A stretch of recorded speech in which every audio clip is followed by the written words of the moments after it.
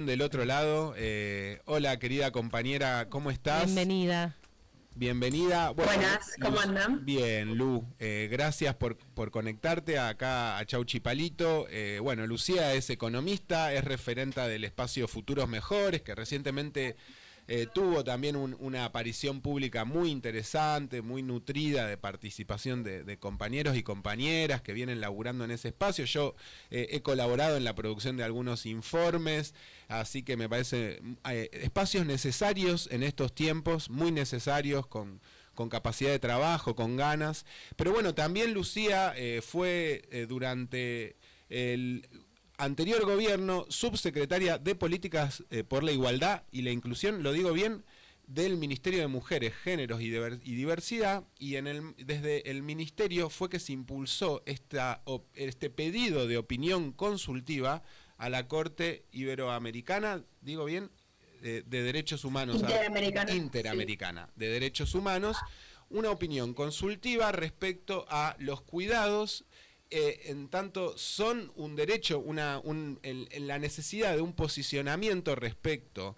a entender los cuidados como un derecho humano fundamental, y me parece que lo que recientemente pasó con el fallo de la Corte Interamericana es muy importante cuando se ataca de frente todas las políticas de géneros y de cuidados en las que se habían logrado incipientes pero muy valiosos avances.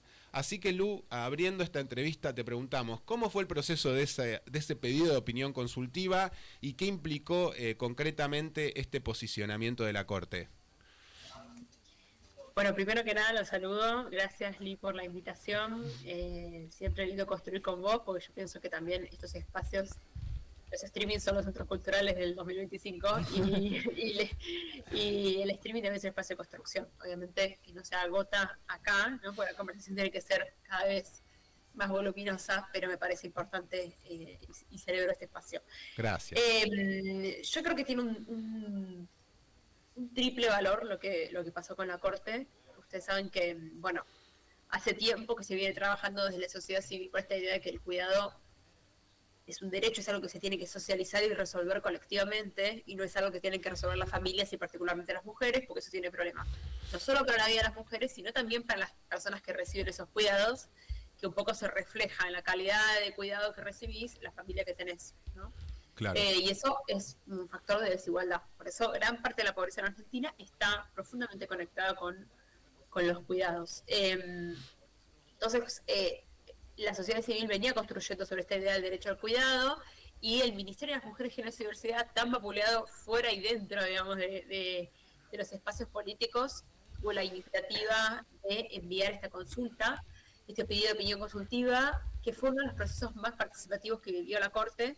Sí. Que terminó con este reconocimiento del cuidado como derecho, ya sin existir en el ministerio y en un lugar en el que Argentina, por eso digo triple valor, porque no es solamente reivindicar el rol del ministerio y por qué tenés que tener políticas de género e instituciones de este tema, porque otro no lo va a llevar, termina apareciendo este fallo en un momento, esta opinión, en un momento donde en la Argentina los más damnificados por las políticas de Milei son los colectivos del cuidado, o sea, las personas mayores, las personas con discapacidad, las infancias y las personas que cuidan, las comunitarias, las trabajadoras de casas particulares, las mamás, las amas de casa. Entonces, es como un espaldarazo de la región a decir, che, este es un tema en el cual, si es un derecho, entonces lo tenés que resolver con servicios, y para eso tenés que involucrar tiempo, recursos y espacio, que es lo que este gobierno no esté involucrando, ¿no?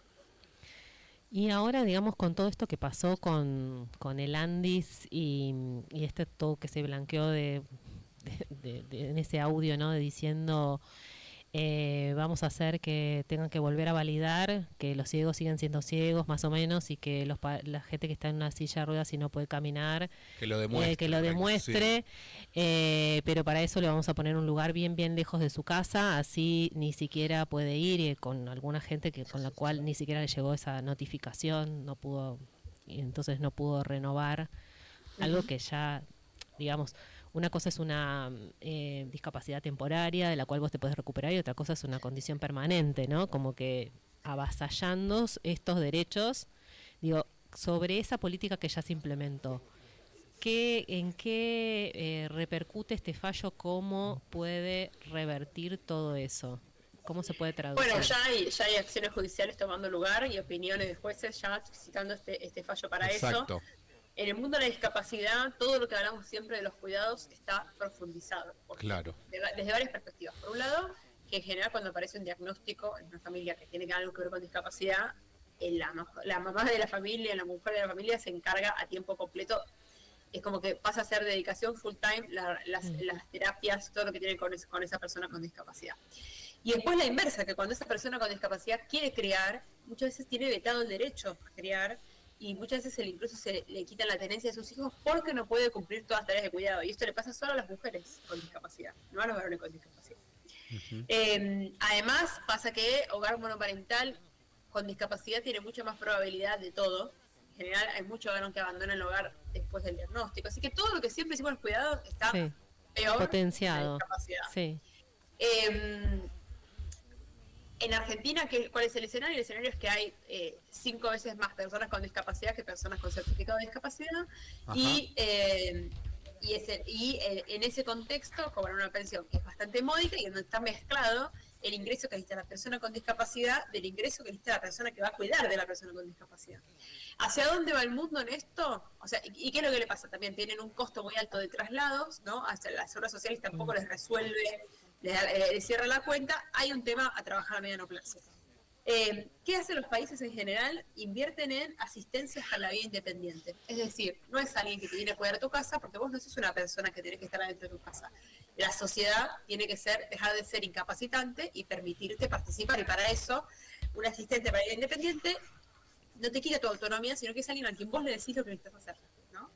Y eso es una figura importante porque una de las cosas que nos dicen las mamás con chicos con discapacidades, se lo escuchaba Valeria Saleche, mi mamá cultiva, y tiene mucha razón, que es, yo no me puedo ni morir tranquila, dice. ¿Por qué? O sea, yo tengo que estar pendiente de quién va a cuidar de mi hijo cuando yo no esté, ¿no? Claro. Sí. Y esto es aparte una parte de la economía del futuro, porque es la economía del cuidado, esto no se puede mecanizar, es algo en lo que los estados están invirtiendo. Sí. En Argentina lo que planteó Andy es, bueno, no, yo me voy a poner, acá es al revés, ellos dicen la escenario es al revés, hay demasiada gente con certificado y demasiada gente con pensión, me voy a poner a revisar y encontraron anomalías en el 0,002%. Pero ¿qué sí empezaron a hacer? Empezaron a premiar a trabajadores y trabajadoras por encontrar causas para dar de baja las pensiones. Ajá. Y revictimizarlas en un proceso que además es poco accesible. En general, cualquier trámite excluye a los que más necesitan una política, porque hacer un trámite es un saber, es de tiempo. Totalmente. Una forma de comunicarte, información y pararte en determinado lugar para que no te traten mal. Bueno, cualquier trámite que vos deberías en una cadena de una política pública tiene riesgo de excluir a quien más querés. Pero en este caso a Paz se lo agregaron a un colectivo que le cuesta todo el traslado, porque es una sociedad que no está, que no es inclusiva. Entonces ya estaban denunciando eso, cuando además vemos que empiezan a rechazar el triple los pedidos de nuevas pensiones, porque ponen nuevos chicos ¿y por qué rechazan los pedidos? Porque fueron para atrás con la noción de quién recibe una pensión. Ellos piensan, la pensión es solamente cuando no podés trabajar, ¿no? Justo en el 2023 esto se había hecho compatible. ¿Por qué? Porque el modelo social de la discapacidad dice, no, al revés, vos tenés que incluir que todos puedan trabajar y además le das un apoyo. Que hizo Milei en 2024, fue para atrás con eso, dijo, mi pensión es solamente para los que no pueden trabajar. Y los niños, en principio, no deben trabajar. Así que para ellos la pensión no es.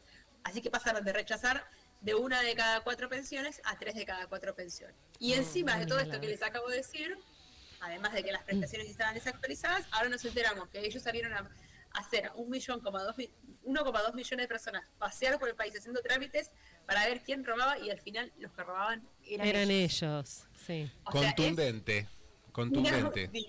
Sí, la verdad que sí.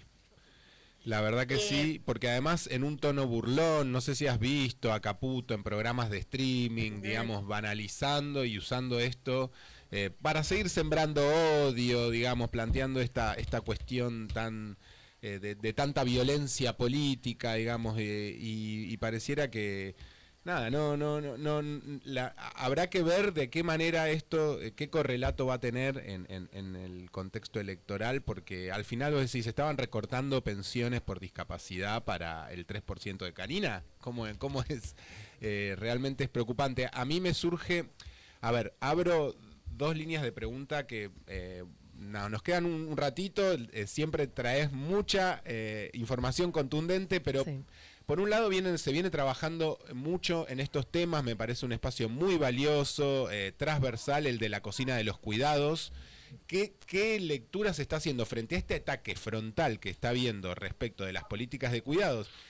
¿Qué trabajo, qué lectura más general se viene haciendo? ¿Cómo siguen los pasos en relación a eso? Estuve en la última reunión, se trabajaba un poco la situación de crisis también de las cuidadoras sociocomunitarias, digamos, donde, bueno, se redobla la crisis ahí frente al impacto de la pobreza, de la recesión económica, del desmantelamiento estatal de las redes comunitarias. Entonces, preguntarte, bueno, en primer lugar eso, ¿qué lectura se está haciendo? ¿Qué estrategias se están pensando? Porque en definitiva no hay sociedad sin cuidados.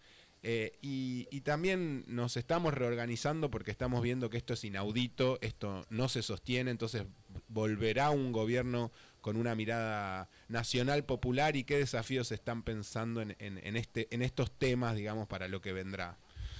No, creo que esto lo decimos en futuros mejores, pero también en la cocina y los cuidados, que uno no tiene que estar solo en un lugar reactivo, sino propositivo. Sí. No es solamente decir, che, estás destruyendo cosas que funcionaban, sino, esta otra cosa no funcionaba. No solamente me pongo a lo que vos decís, sino que además tengo una propuesta alternativa, ¿no? Sí. Y por eso les traía esto de los asistentes para la vida independiente. Sí.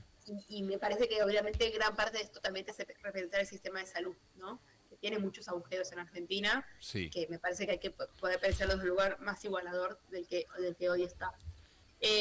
Porque si no, ¿qué es lo que prima? La lógica del amparo, que tampoco es económicamente sostenible a escala, ¿no? Por eso tenés que pensar cosas más eficientes en donde uno pueda, como según un baremo, dar distintos tipos de prestaciones. Esto es parte de la conversación. Nosotros el lunes vamos a estar en la Cámara de Diputados junto a la diputada Mónica Macha presentando un proyecto de emergencia en cuidados. Bien. Está muy vinculado con esto, pero también levantando no solo las personas con discapacidad, las personas mayores, las infancias, sino también las cuidadoras comunitarias. Las mujeres que están cuidando también están en emergencia, y me parece que bueno, que tiene todo coherencia, ¿no? Porque Milei negó nuestra realidad, negó nuestro diagnóstico, eliminó nuestras políticas, y ahora somos el grupo al que más nos pega. Sí, yo te quería preguntar, en esto que decís que sería como preparar a la persona para la vida independiente, ¿no? No sé, corregime, no, ¿cómo es?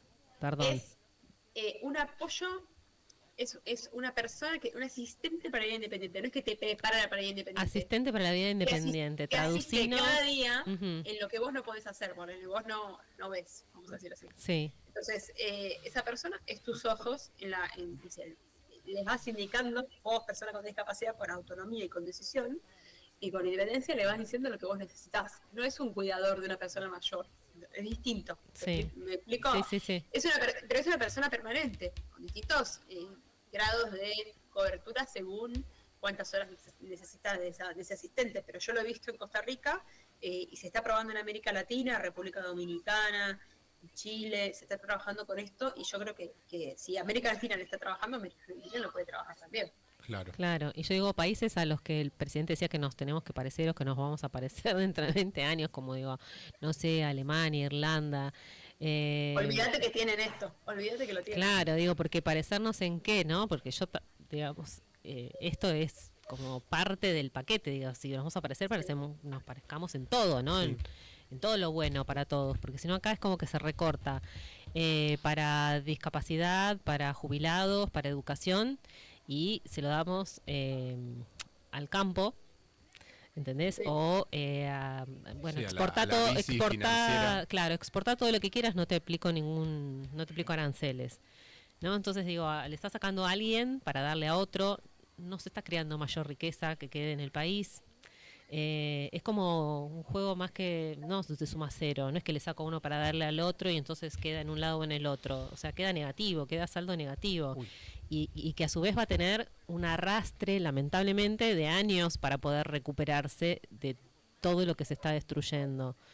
Digo, las personas que en este momento, estos 2 años, no están recibiendo sus terapias, los niños o cualquier persona con discapacidad que no pudo recibir como venía recibiendo las terapias, o que necesitó recibirlas y no las recibió, digo, su vida tiene un impacto negativo que va a ser mucho más difícil de remontar que si esto hubiese continuado, ¿no? Si por lo menos, digo, o igual o mejor. Digo, cambiamos de gobierno, que sea por lo menos el piso ese no peor, que sea mejor. Totalmente, y esos países a los que se quiere parecer Milei, para poder hacer esas políticas, porque las hacen, tienen mayor presión impositiva, no menor. Claro. La OCDE, los países de la OCDE tienen 5 puntos porcentuales más de impuestos sobre el PDI que Argentina. Yo creo que no te quiero decir que hay que subir en general los impuestos a Argentina, hay que hacer esquemas más progresivos, ¿no? Hay que pagarlos las personas, digo, Además.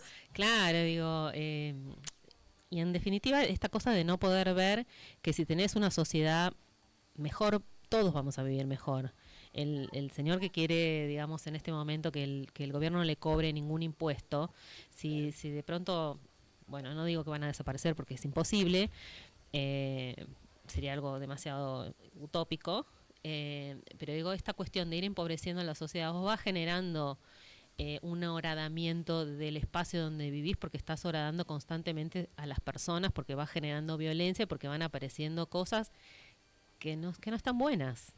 La larga discusión nacional, más viva que nunca, estamos hablando con Lucía Sirmiobom.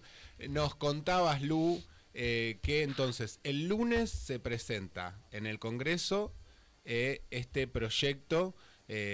¿Cómo se viene elaborando? Digo, alrededor, ¿cómo se puede ya se presentó por mesa de entradas? Digo, me parece sumamente interesante, así que también, si querés, podemos repasar un poco a qué cuestiones va a apuntar, y también ahí, ya me echando la última pregunta, ¿por qué le cuesta tanto también al campo nacional y popular, a la política profesional peronista, vamos a decir a veces, entender la dimensión de los cuidados como una clave para repensar, digamos, hacia adelante la forma de organización, la economía, ¿no? La economía de los cuidados, digo, si bien han habido avances importantes, a veces se siguen presentando resistencias, o cómo estás viendo ese panorama, y bueno, cómo seguir dando esta lucha, porque en definitiva no es solo una lucha, sino una perspectiva de horizonte frente a una crisis civilizatoria casi en estos tiempos. Entonces, ¿cómo estás viendo eso y bueno, lo del proyecto?